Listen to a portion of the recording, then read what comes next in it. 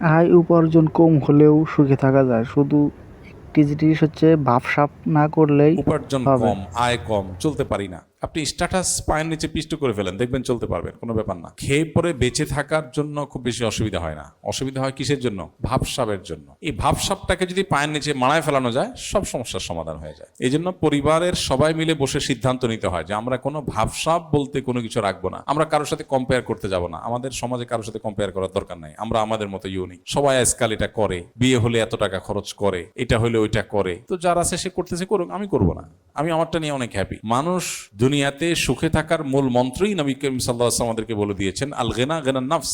মনকে যদি সে প্রস্তুত করে যে আমি আল্লাহ যা দিয়েছেন এটা নিয়ে অনেক হ্যাপি থাকবো, তো এর চাইতে সুখী মানুষ পৃথিবীতে আর নাই। সে আসলেই ধনী। আর যার 4 তলা 6 তলা করার পারমিশন পাইছে, 6 তলা করা শেষ হয়েছে, এরপরেও রড বাইর করে রাখছে ছাদে। কেন বাইর করে রাখে? আমি মাঝে মধ্যে কোনো ছাদে গেলে টেলে কারণ এরকম রড দেখলে আমি মাঝে মধ্যে একটু প্রথম একটু হতাম, ব্যাপার কি, এত সুন্দর বিল্ডিং করছে, রডটা কেটে সমান করে ফেলবে, কি রড বাইর করে রাখছে? প্রথম বুঝতাম না, পরে বুঝলাম ও আচ্ছা, ওনার খাহেশ এখনো আছে, এই রড জোড়া দিয়ে উপরে আর 2টা রুম করবে, এখন টাকা নাই, সেজন্য রডটা বাইর করে রাখছে। তো নবীজি বলেছেন, লাইসাল গিনা বিকাসরাতিল আরদ। অনেক প্রাচুর্য, অনেক সম্পদ হওয়ার মধ্যে সচ্ছলতা নিহিত নেই। 6 তলা 8 তলা হওয়ার পরও আরো রড বাইর করে রাখছে। এই লোকটা ধনী না গরিব? কেন গরিব? টাকা নেই। টাকা থাকলে তো রড বাইর করে রাখতো না। তাহলে বেচারা আসলে কি?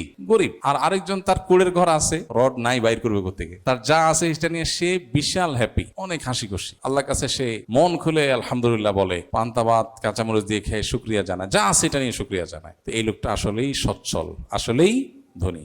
মনের মধ্যে যদি কোনো ডিমান্ড না থাকে, এক্সপেকটেশন যদি মানুষ লো করে ফেলতে পারে, সে সুখী হয়ে যায়।